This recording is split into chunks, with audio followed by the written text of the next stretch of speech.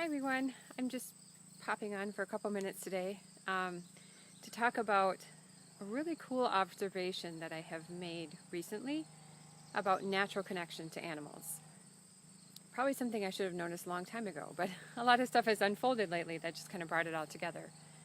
And I was doing a class with my group last week in Beautifully Bonded, and we were not working with the dogs. We were working just on human stuff, but a lot of people had their dogs in the room, and this was online, so they were each in their own rooms in their own homes, and we were doing a very quiet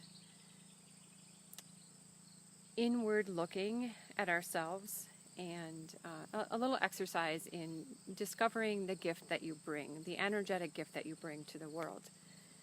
But there was a lot of not just inward reflection. That was really important too. There was inward reflection, but we were also looking for signs in our body that we were really in the group, that they were really in their true self, their inner pure self, and not in their what I think their self should be mode. And so they were looking for bodily signs. I say, you get warm, you feel movement, you feel energetic movement in your body. You might feel it in your heart or in your stomach, but you definitely will feel warmth and movement and something happening. And so while they were in this very reflective place, listening to their body deeply, two people in there said almost at the same time that their dog suddenly came over, right during that came over and started licking them, gently licking, like a grooming kind of licking, not excited licking like you just walked in the door, but that just quiet, methodical, beautiful grooming licking. And that was really interesting. I think only 3 people had their dogs nearby, and 2 of them came over and did that at almost the same point in time, which was interesting in and of itself and neat, and it was a beautiful moment in my group. But then on top of that, I am in somebody else's group doing different work, not with animals, but it is relating to the body, and we were doing body scans. So we were doing silent body scans. And hi Sarah, nice to see you here. So we were doing just a silent, a quiet, beautiful, just 1 minute, simple 1 minute scan. Hi Callie, cool. Of the body, just noticing what we feel. There was no judgment, no trying to fix anything. It was just a 1 minute noticing exercise. That's all it was, and we do it every day. And we do it in that group on video, and multiple people during these scans you can see their pets in the video, and they're incredibly relaxed and quiet while these people, they just feel unusually whole and supple and relaxed and happy while these people are doing their body scans. And it's very beautiful to see. And we've been noticing more and more in more and more people. And one person, a lovely woman who lives and works up in the mountains, is in an area where there are cows and horses that roam essentially free. They're not exactly free, but the acreage is so huge it seems like they're free. So they're roaming out there free. And you can see this herd of horses quite a ways away from her in the background while she's doing her video, and she goes into her just very quiet 1 minute body scan, just noticing her body.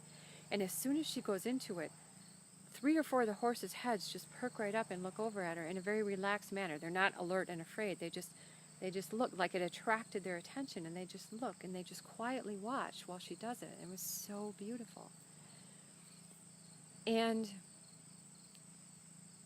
so we're really noticing a beautiful pattern of this is happening more when people are feeling their body than in like a meditative state. So in meditation, there's a lot of stuff with the mind, right? There's your mind interrupting and you're trying to depending on whose style of meditation you're taking, trying to eliminate the interruption or accept the interruption and let it float away. But anyway, there's a lot of mind stuff going on with the meditation.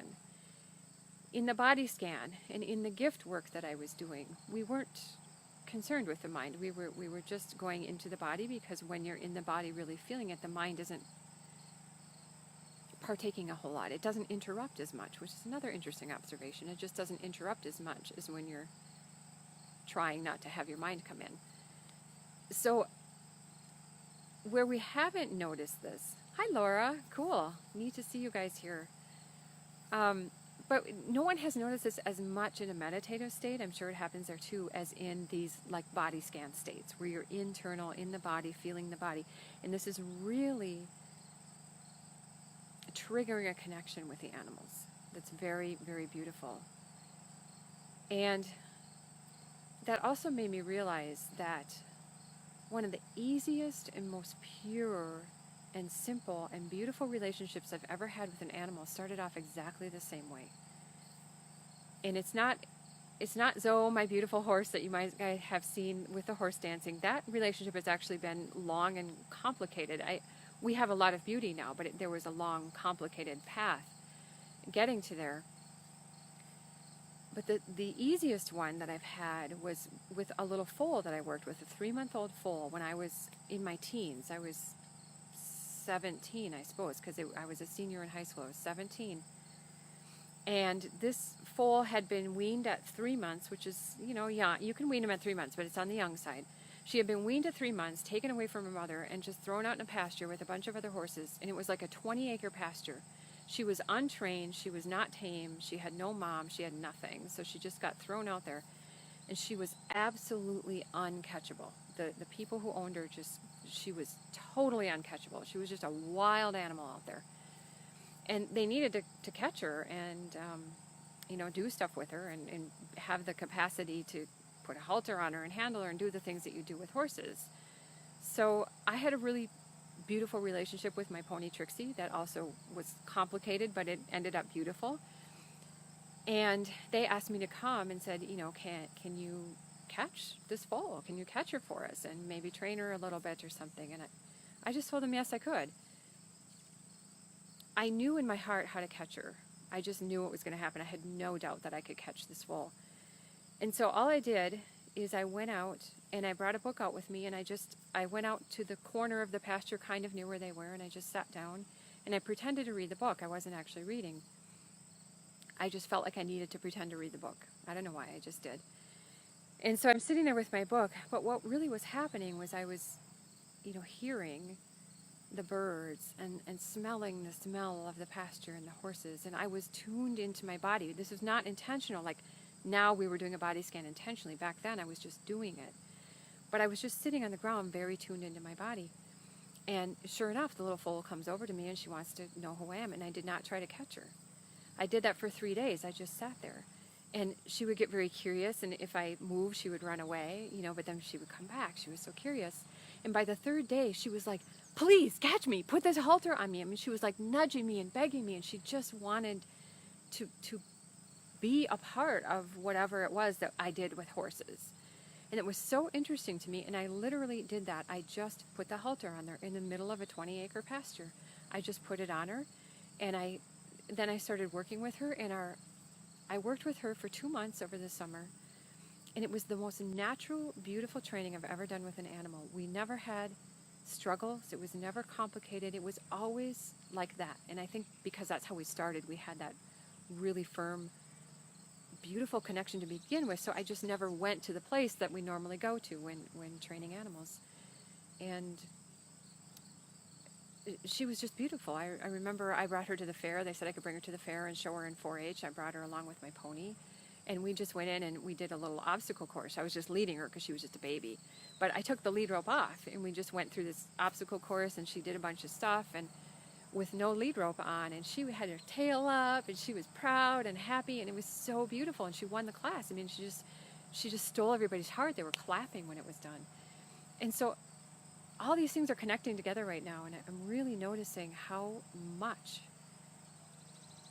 first of all, the animals want to connect with us, but how able and willing they are to do it when we just feel our own body, are connected to our body. All of a sudden they're like, now I get you, now I understand you, now I can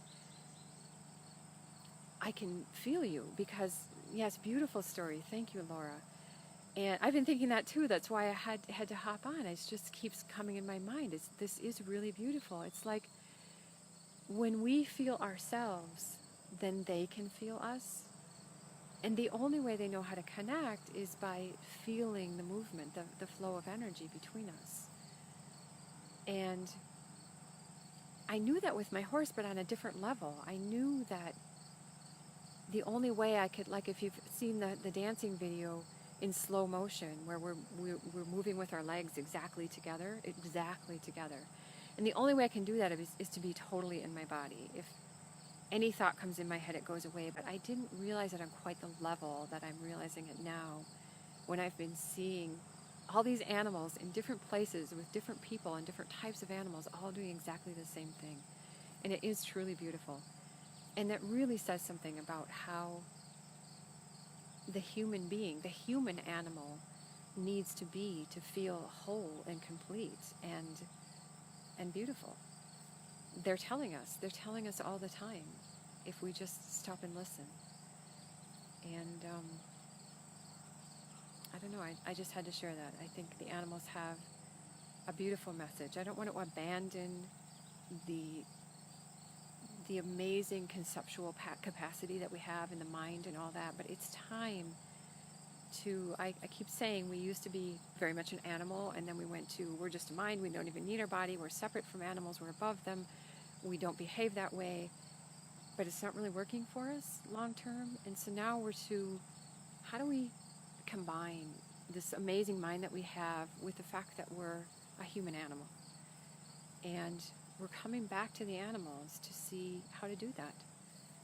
And it's very beautiful, the messages that they so openly share with us when we just stop and listen. So I'm going to stop there. I just wanted to share a lovely story, and I'm very happy. I see from hearts and comments that you guys love it too. Thank you so much for listening.